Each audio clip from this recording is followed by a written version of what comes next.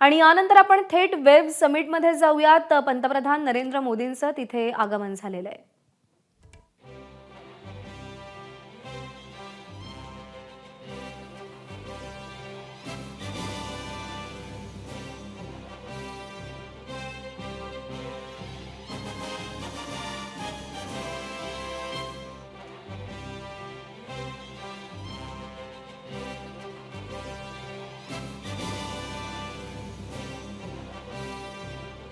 Wave 2025 परिषदेमध्ये अनेक देशांनी सहभाग घेतलेला आहे आणि पंतप्रधान नरेंद्र मोदी यांचं कार्यक्रमस्थळी आगमन झालेलं आहे।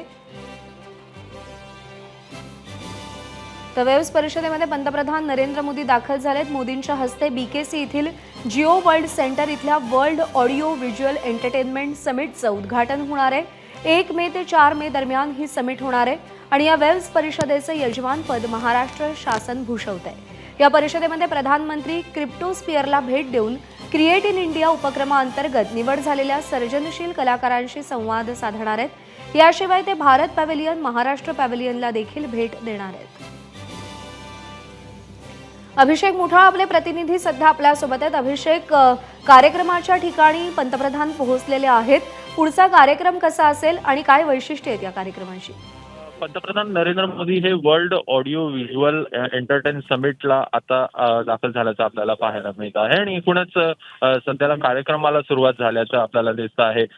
एकूण या सगळ्या समिटमध्ये जर का पाहायचं तर 90हून अधिक देश आपल्याला सहभागी झाल्याचं दिसत आहे। 1000हून अधिक कलाकार यामध्ये सहभागी झालेले आहेत। एकूणच देवाणघेवाण एकूण ऑडिओ व्हिज्युअल एंटरटेनमेंटची या सगळ्या माध्यमात